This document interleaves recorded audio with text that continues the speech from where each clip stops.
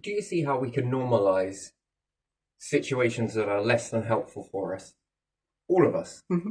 Extinction events. Yeah. Have you noticed how humanity have surrounded themselves with a lot of extinction events and collected them and called it a belief system, an identity, and a life, a way of living? And you just keep collecting extinction events, Hmm. which actually looks like scripture seems to be quite true, doesn't it, in certain aspects? Hmm. Yeah, the universe will turn either one way work for you or it will work against you, and its power is marvelous because it makes you believe that that is the right thing to do. So we Hmm. take nuclear annihilation, Yeah. we take farming. Hmm. All of these things are very good. Yes, I understand that. Perhaps not the nuclear annihilation part, but farming, for example, is good. However, if we're 9 months of a field is barren, for a few months of a season, one particular season is summer. The summer season, Yeah. we're not producing nowhere near enough oxygen. And what have we cut down Hmm. in order to make way for that farming? Have we chopped down pine?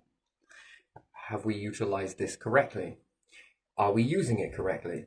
And then you might argue that, well, we can't grow things there and do this at the same time because, rhizomania will be over. Yeah, and nature has finally balanced itself to work with this. And after all, plants are, they make soil. People think that the earth was full of soil. No, no, no, no, no. Soil, technically, is what plants have made. All of that resin that's building up the landmass, which is interesting as to why is it doing it? Why is it building up the landmass? Keeps building up the landmass. Rising ocean levels. Yeah. So we're on a trend. We're on a trend. A hot age and a cold age, which we call an ice age, and we should call it the fire age, one or the other. And you could also look at this as scripture as well. Hot as hell, cold as heaven. I don't know how that works, but still. So you can look at these formulations, and nature's calculated to go that way. So it's predicted that ice caps will melt, hence why the turn of the last ice age, and this is how far calculated it is, it decided to create foliage that drops, Hmm. drops, and its weird cloning process, the Yeah. way trees walk is Yeah. fascinating. Certain trees, certain Hmm. species, it's cloning. Try and age the tree when it's fallen sideways and now it's got a core here. That was once a branch. Now it's turned into the main, which is fascinating. So it clearly understands which direction is up. Hmm. There it knows which way is down. Yeah. That's a fascinating. You do what you will with that. And we'll then understand if we were to profile this. We often want to profile humans, but try and profile nature, try and profile the gods, try and profile the universe. It gets a little bit more fascinating, I would say. But it's one thing that comes out is long-term prediction. That's the fascinating fundamental rule. Long-term prediction, adjusting to evolve, Hmm. and then it starts an action plan to start to drop down. And bit by bit, this will begin to rise the landmass, Hmm. which would then maybe start to fight the ocean rising. Hmm. It's predicting that it's going to get hotter. So has it planned? We got to understand something here that if it's really hot all of the time, pine doesn't work very well. You got to understand that it leaks far too much. It's definitely built for a more colder climate just because of the resin. When you scorch it in the summer, it will bleed out. Hmm.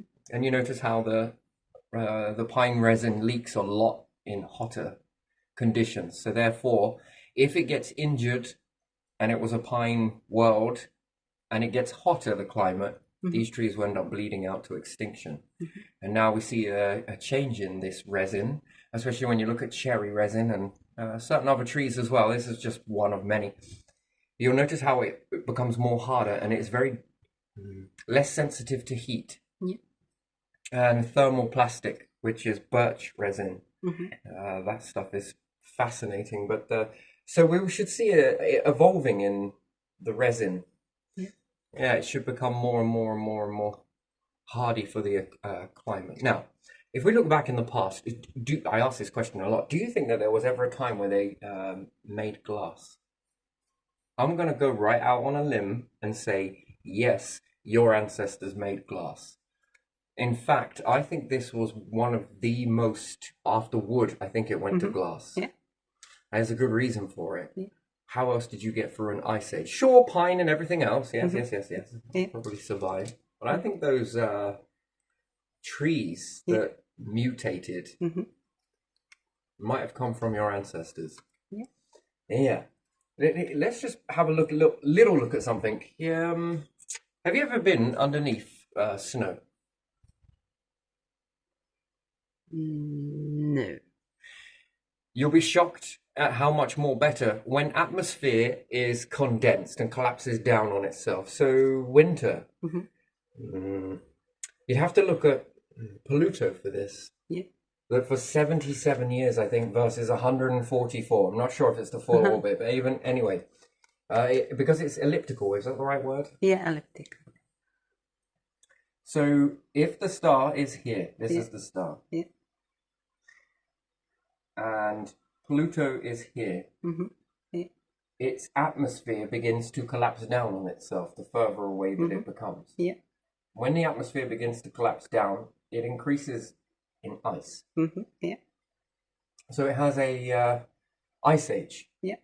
And an extreme age. And when it comes here, Pluto puffs up. Yeah. So the atmosphere melts and it's held on by the gravity, although very small volume, it's still enough to, you would think that moons couldn't hold atmosphere because they're too small. Voyager taught you that that's not entirely true. Yeah, exactly. So that's a paradigm shift. Well, again, you learn from this data, but even still, so you understand that this is a hot age. Yeah. This is an ice age. Yeah. So for 77 years, I think it is, it orbits from here to here. Actually, it goes a bit more further than that, actually. So, so from cusp to cusp, it has an atmosphere, puffs up.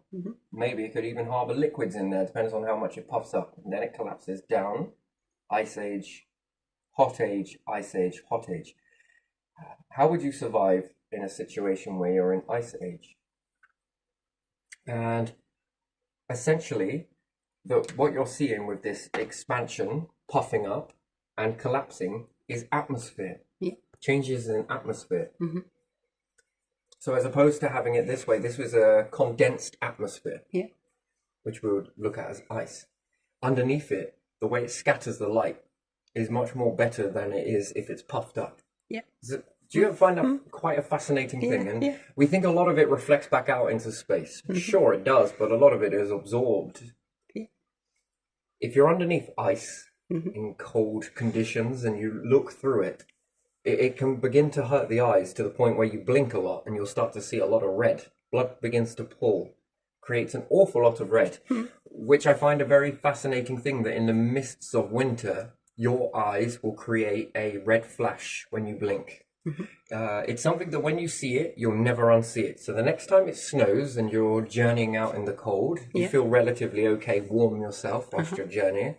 Pay attention to a very quick flash when you close your eyes and open them.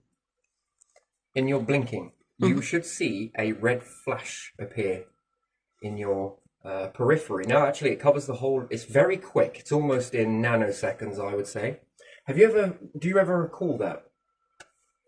When you've been walking in cold conditions, especially if you're on a mountain and you're skiing, when you close your eyes for briefly and open them again in blinking, do you recall seeing a red flash? I'm not sure. I think so. And it gets more and more the longer you are out in the snow. It's a sort of a balancing technique that your body has built in. It's interesting, to say the least. So, as humans, we've brought a lot of extinction events close to us for the reasons I can't understand. Your windows are tuned to make inside your house like winter all the time. And as a result of doing that, the one thing that loves to grow in these conditions is fungus. And that's if you class fungus as a friend just because you eat it. It's learning you. It's learning your body. Whether for goodness or badness, it's up to you to decide that. Do with it what you will.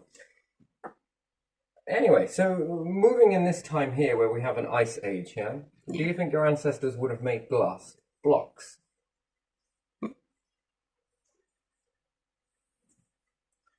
Now, how they put these together, who knows? But they would have burnt a lot of stuff, yes? Yeah. An awful lot. And they also loved sand, cooking.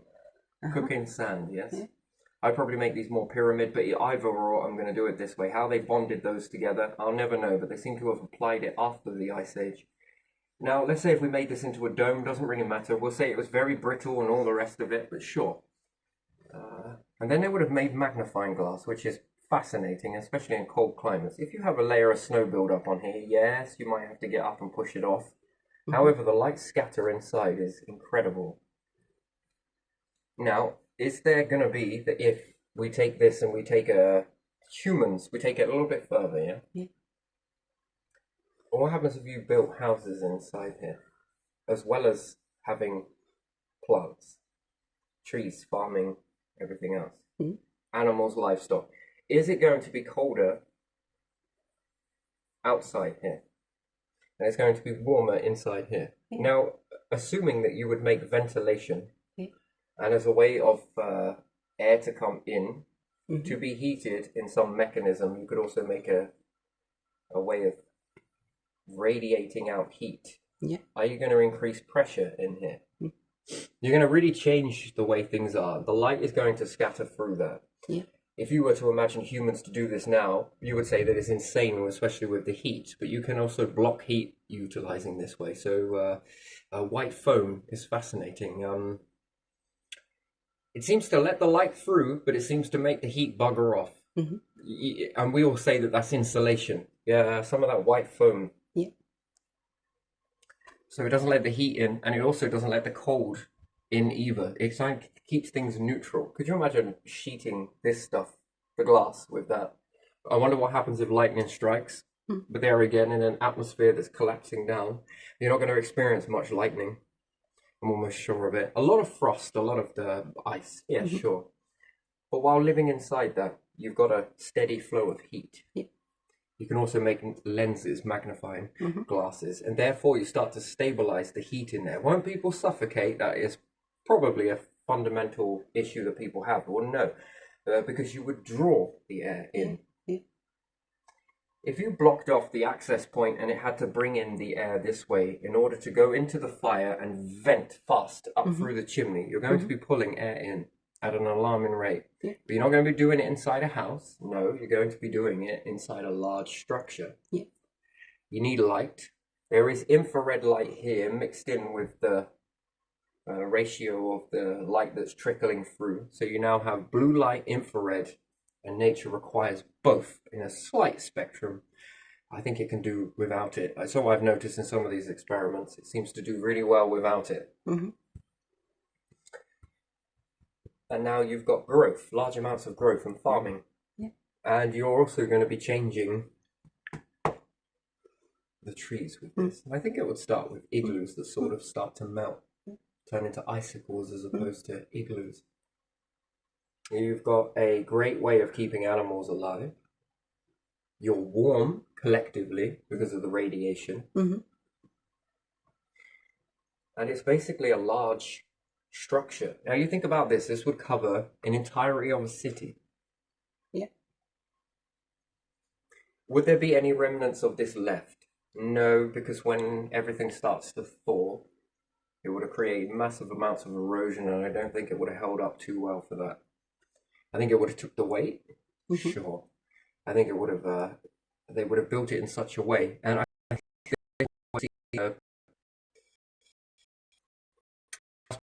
too hot.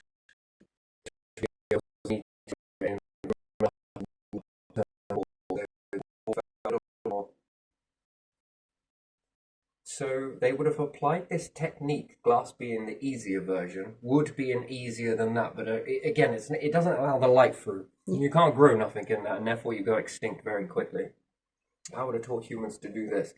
Very interesting thing is with this type of environment, if you build multiple of these and section it off, Each part of the planet has a different ratio of light entering it, Yeah. depending on where you are on the planet. Every sort of landmass has its own unique characteristic signature of light, pressure, and its winter ratio. So, certain plants can live here in Britain as long as they never experience our winters. And they will also produce fruit. Yeah. So, you have nighttime temp and you have daytime temperature. Yeah. So if our nighttime temperature goes down to 5 C, this particular plant can't cope with anything, and really, technically, it likes it to be around 22 degrees. If it falls to this temperature, it will die.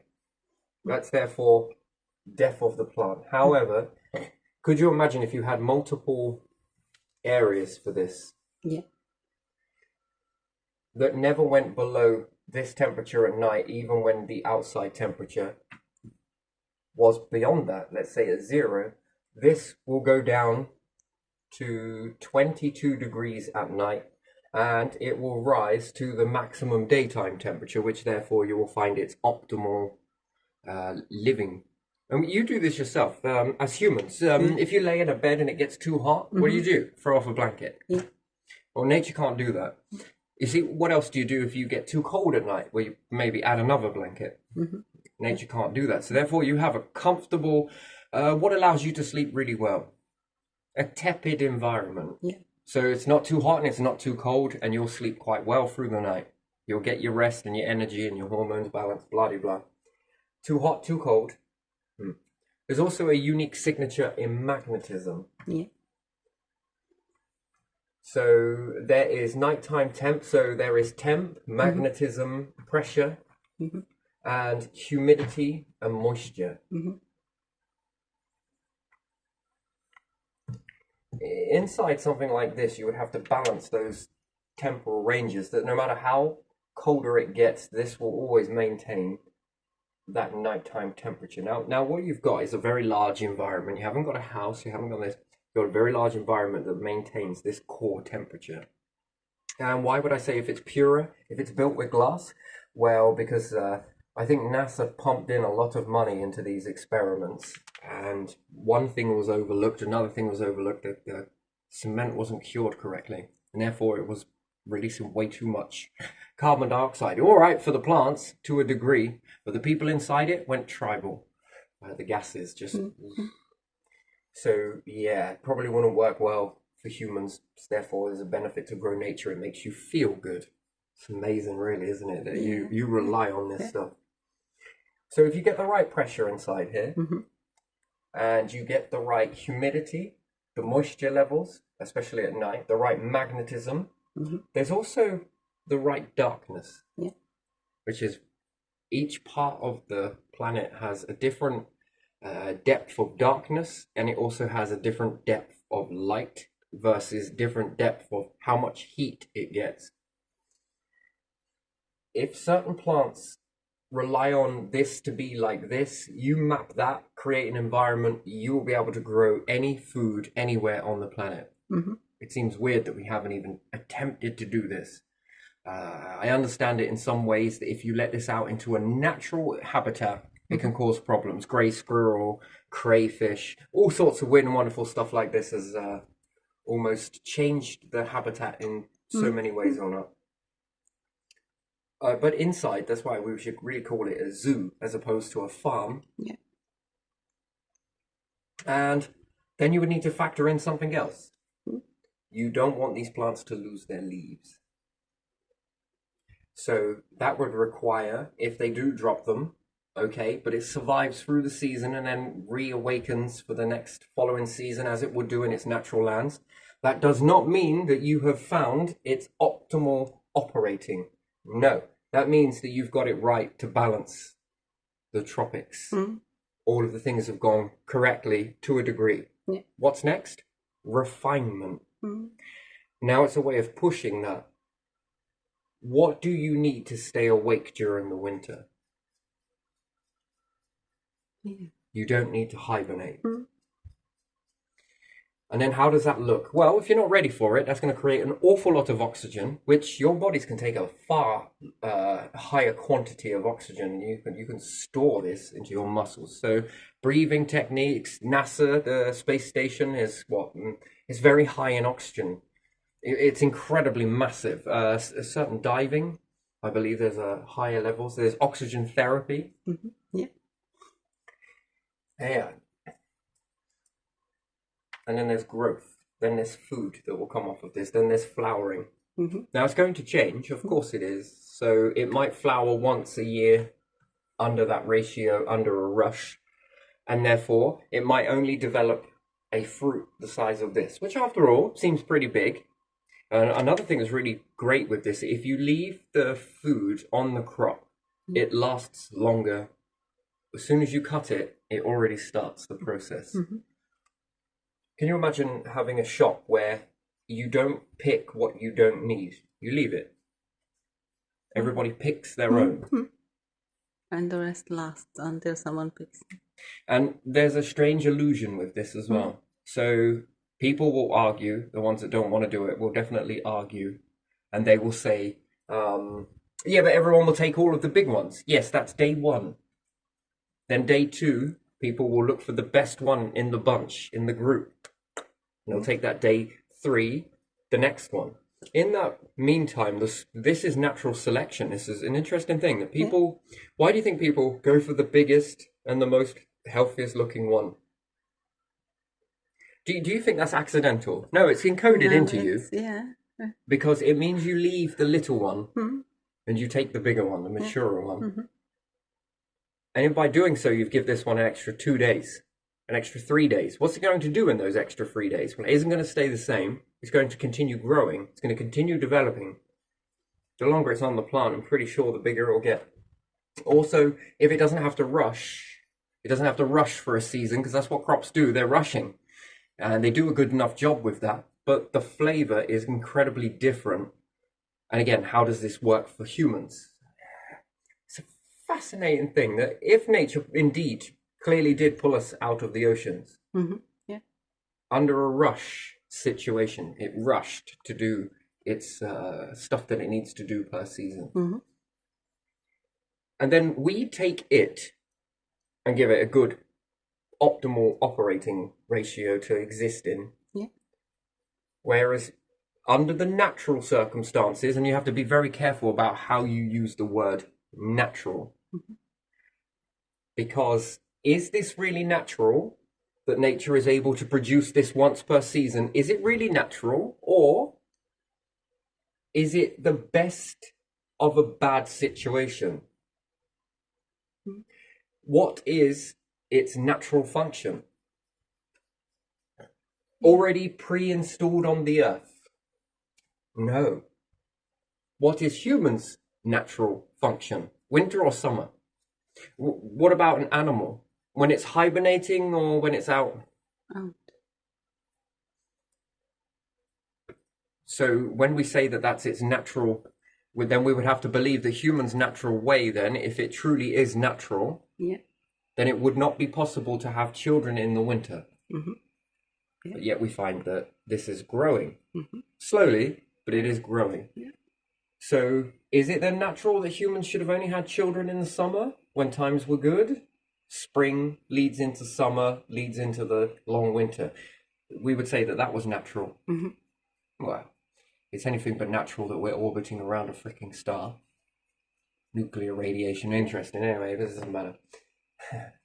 And we call that natural. Yeah, we do. We got to be careful about that, because that's a belief system, that is, and we create belief systems that we might get fixed on. It's good to anchor in on belief systems in some way when you get it. That's a beautiful thing, but also being able to let go of them is incredibly difficult. So you do things and you think it's because you want to do them. No. Something's guiding you. I would hope that I would get on the good side of it. because it seems to be very tricky. Some people will be like, "Oh my God, you're really quick with this sort of stuff. You catch on to this sort of thing, and it seems to be protecting you." Yes, yes, yes, it does.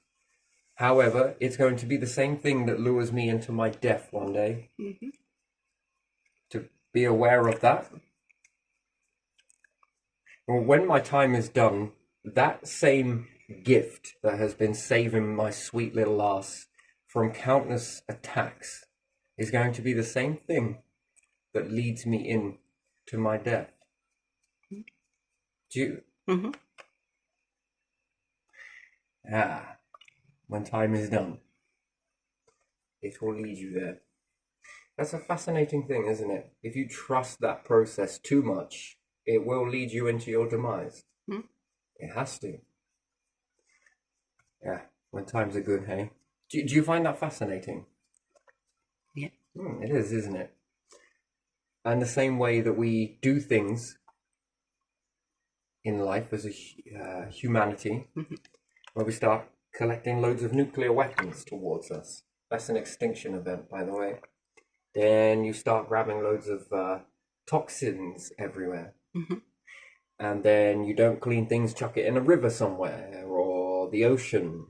And then you start taking salt from underneath the ground and putting this into your oceans. Then you fast track all of the water into the rivers, as opposed to let it leach through the ground. This then runs away with pollution will extend. The ground needs to filter your pollution. Imagine this, if you took all of the human shit and piss and everything else in your bath water and you were hiked this into the air and you made it travel through rock layers. Yeah. You'll leave the harder debris behind, and the purification process of water will begin to leave things behind and mix up with new mineral content. And it will leave those behind and it will mix up with some more until the very end you get it. You get a level of purification from it. You can re-drink that. Yeah. If you just chuck it into a water, being a river, and then expect that to then take it to the sea, it's not going to clean it. It is going to pollute your seas. That's going to then kill life in the ocean.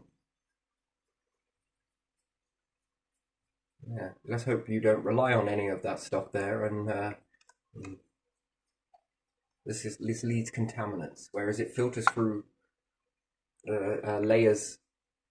It's basically what bark and dirt and soil and everything else is. If it filters through correctly and makes its way to the river naturally, sure, it's going to make crystals.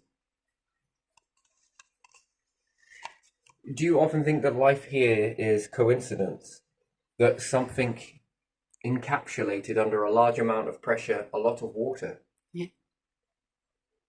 and applied pressure, a lot of pressure to. So basically, if we're looking at if we were to weigh it, it's a geode, and then you crack into it, and because it's under a lot of pressure, it's basically packed one isotope, two isotopes, and if each isotope is responsible for the mass, so one isotope is one size proportion of that object.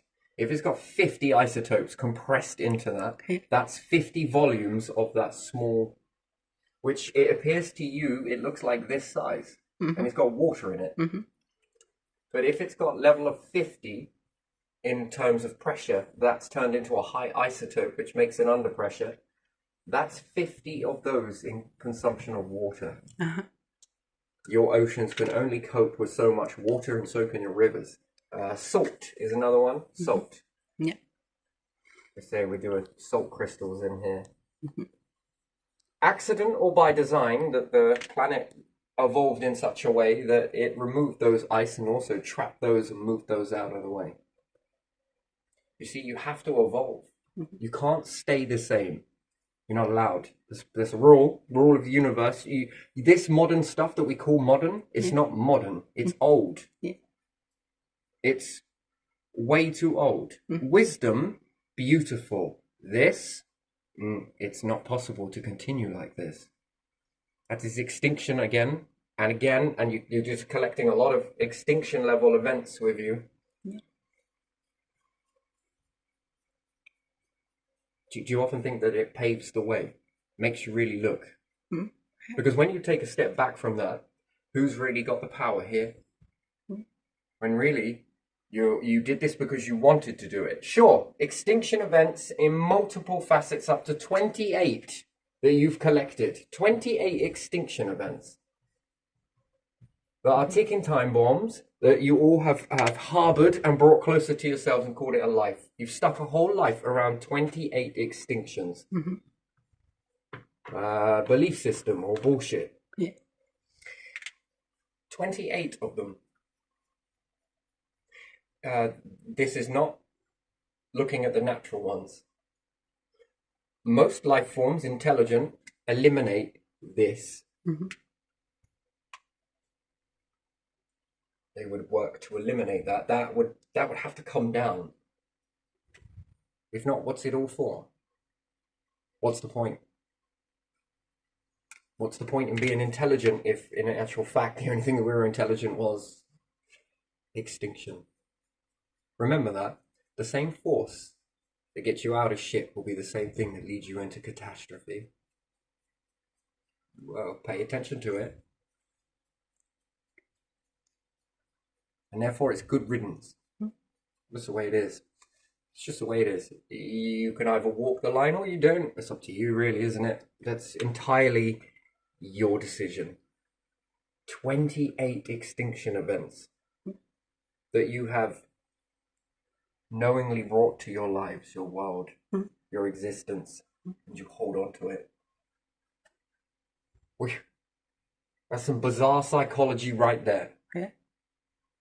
Fascinating. So, if that was a survival ratio, then just those 28, not natural, unnatural, your own doing, means that your survival has now plummeted fast, quite down on the spectrum. So if I came across other life forms that don't have this and have less of that, let's say they got 26, well, that's good enough. Yeah. Let's say they have 10, 5, 1. Which ones would you bet your soul on that we're going to make it? More? The ones that have none, the ones that have 28, the ones that have 26 extinction events surrounding them, 10, Oh, that's 5. none. How do you do none? How do you do none? Yeah. Yeah, that's an interesting question. See, that's a very good question indeed. How do you do none?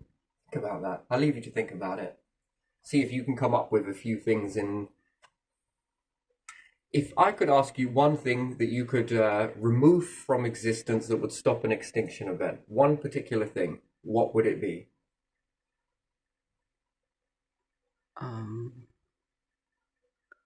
Like polluting water or something like that, is it?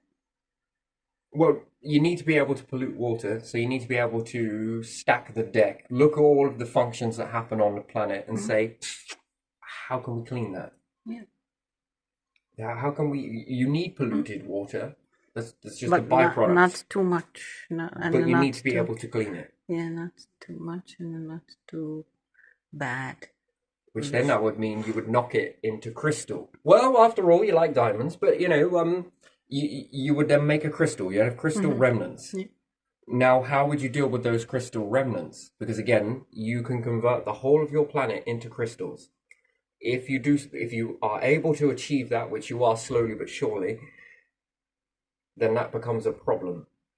Maybe it's not a problem now. But continue on with this process and you will begin to transform your resources into crystals. Now, how do you deal with the crystals? You want to be able to break those apart. If you can convert those backwards, let's say you could send them into a black hole. I don't know, you make your own. Seems impossible, but it's really not. And you're able to pull those structures apart. Defuse. If you can go backwards with that. Which then gives you a purification to then go forwards with. You can convert the crystals. That would be one way. Still not the best way, and it's still not the only way, but it's good enough. Yes, interesting. Very interesting. So yeah, where was we going with this? Yes, extinction events that you hold around you, and you pull more, and you add more, and you add more. Factor that in with prehistoric living is what you're doing. You're living prehistoric. Yeah. And then what causes this prehistoric living? Well, because you're relying on other people. Yeah. And when there is only a small amount of people that are building houses, who relies on what they build? Yeah. Then if there are regulations connected to all of that, who relies on those regulations? You do. What does that stop you from building? Houses. Which then stops you from what? Evolving. Yeah. Where's your numbers? Where's your mental maths at? Are you going to rely on a few individuals that only care about money? Or are you going to bet your ass on the whole of humanity to figure something new out? These ones, they're very small, by the way. It's a very small cluster of people that say what houses are going to be built and what standard. And there is a lot more people than that in the world. Which one do you think is going to pull your ass out of a fire? There, again, in order for this to be unlocked, you'd need opportunity. There would need to be what makes it okay for these to build it and not okay for these to build it. And then you might argue safety, but what's safety? Safety when we repeatedly have the same outcomes keep happening. Arsenic makes its way into water pipes here in heating systems and different things like that, which is fascinating. So safety is not there. Boilers on the inside, gas pipes on the inside. Why not put these on the outside? Why not have this la-di-da-di-da? And then you've got a house that's airy as anything. Most of the time the heat escapes. Now, what happens if you were to build houses inside an environment that was like this? Your heat would escape. Yes, sure, it would. But you would heat the outer environment before it goes into this environment here. And therefore, would you need as much heat? You take those heat pumps, which I think is a dehumidifier. You just extend these. One on the outside getting colder, the one on the inside will get hotter. It's just the way it works. Factor this into the environment, especially inside a house that's here and here. If this one is producing a heat, this one's producing a heat, what's the heat being used in the outer environment? It can be used to keep the trees alive. It doesn't need to be that hot, and it would have cooled down by the time that it escapes into here. By the time it leaves here, it's going to be at least close to tepid.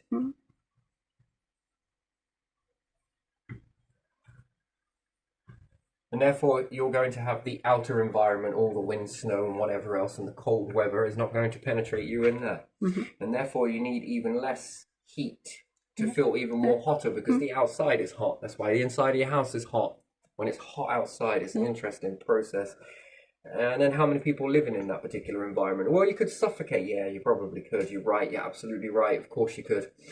But it's very unlikely. You can maintain the pressure, even if it comes in, releases into a chamber, and as it's released into that one, it pushes out what's no longer needed into another one. So with plants that need this temperature, okay, it's starting to cool down, that goes into another chamber with the right pressure, or maybe even 4 chambers, and then again, it needs a less temperature, and you build backwards from that. That's everyday farming. That's taken care of. That's living, taken care of. You then understand about your environment. Sure, it's going to get weird and wonderful in there, but also if you were to build it glass from the ground all the way around, think pyramid structure, I would put a balloon vent on the side of here in order to cope with pressure. You don't want to vent your gases if you can help it. Put those back in, they'll already be warmer. Depends on what it vents into. That stops the whole structure from shattering. You get a problem and you just need to clean it, squeegee. You also will be purifying moisture in here. Which again, how much of that? You see, we breathe vapor. We leak a lot of vapor and we sweat it as well. This is going to evaporate. We're going to collect it. Better than it going in the environment. Now, whether it rains, snows, thunders, hails, whatever else, inside this environment, you should be okay. If you have energy inside it, well, that's an interesting thing as well. In some of these blocks, is it possible to utilize and block the sun out when it gets too intense? The answer is yes. Think snow. If you were to put these white sheeting up, and it would be mimicking snow, it should push a lot of the sun's heat back out into space, so they say, shouldn't it? Yeah. The problem is with shrinking ice caps is there's not a lot of bounce light. This would allow you to do it. Yeah, they did this in Switzerland, covered some mountains near the glacier, and it slowed down the melting. And it worked. Yeah. Big white sheets. And there again, under a winter sun, can you add more heat into this by exposing it to the sun? Which there again, what does that look like for temperature? If it's, I don't know, 5 degrees outside, but it's around 14 inside there, or at least 20 inside this environment, and then you get, what, around 22 in your house, maybe? Yeah. I mean, if you need it that hot. It's still going to be very comfortable. Plus, there's not a lot of wind, although you will need fans to bounce the air around. Just a